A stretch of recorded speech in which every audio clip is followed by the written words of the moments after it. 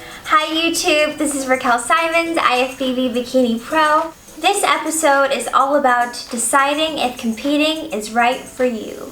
I'm so excited. I'm filming my very first video on my bikini prep series. Competing isn't for everyone, and that's completely okay. There are both positive and negatives to competing, and I'm going to give you both of them so you can decide if competing is what you want to do. Here are a few reasons why you might want to not compete.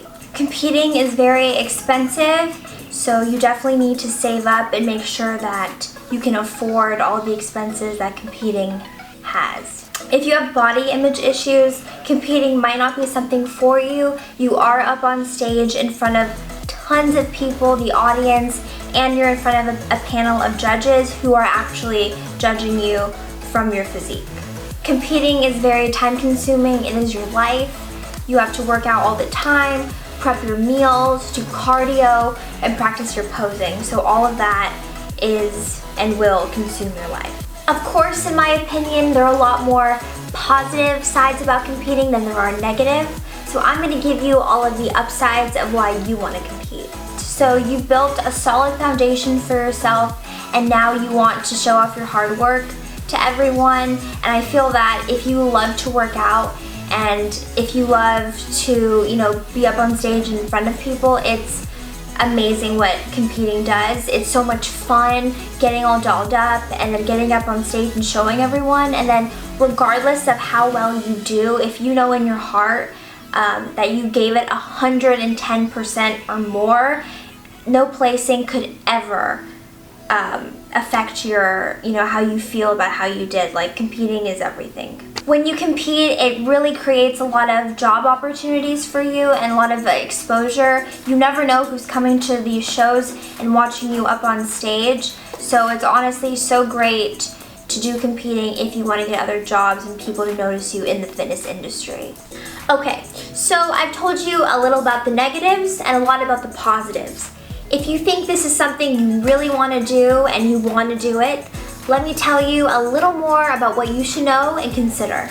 If your main goal is to be a fitness model and you think competing is a great gateway, which it is, a lot of times the best fitness models in the world were never really good at competing. They never really placed well. So just because you might not be an amazing competitor doesn't mean that you can't be a very successful fitness model.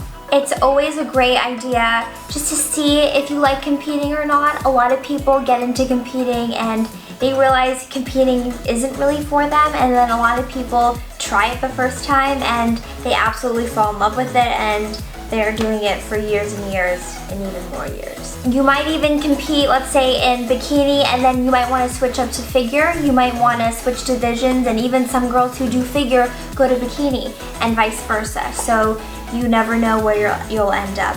A huge thing for me is, and for a lot of people, is to research and get a good coach. Don't just get a coach. Oh, you do coaching and then you just sign up with that person. Do your research. Know who they've coached before, how they train their athletes, how they do their diets, how you guys communicate with each other. It's very important and very crucial if you want to be successful in competing, because your coach is everything. You work with them almost every day until that show. So you want to make sure you have a really, really great coach that knows you and that cares about your health. So competing is very expensive, so I just want to tell you a little out detail of how competing works and what you'll have to spend money on. If you do local shows, you will just have to pay for the classes that you do. So if you want to do novice and open, that's both $150, so you have to pay for that. You also have to pay for an NPC card. Also, you have to pay for tanning, a suit, hair and makeup, which is completely optional. You could do it yourself and save money. Same with nails. And you also have to pay if you want to stay in a hotel if you're far away from the show, and also flights and all of that. So do your research about competing. I always tell my bikini girls to go to shows especially if you've never been to a show, go to them and see how you like it and see how everything is structured so you get an idea of what you're getting yourself into. A lot of people they don't go to shows, they have no idea what to expect, but in my opinion and my advice would be definitely to go and see what you're getting yourself into and see how you like it and get comfortable of the area that you're going to be performing in. Thank you guys for watching. I really hope you learned something from this, and all you newbie competitors, you can take my advice and roll into your first show all prepared.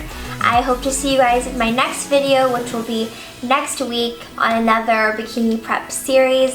Thanks so much for watching. Please like and subscribe, and you can also follow me on my other social medias that I will be putting in the description below. Thank you guys so much. Have a great day.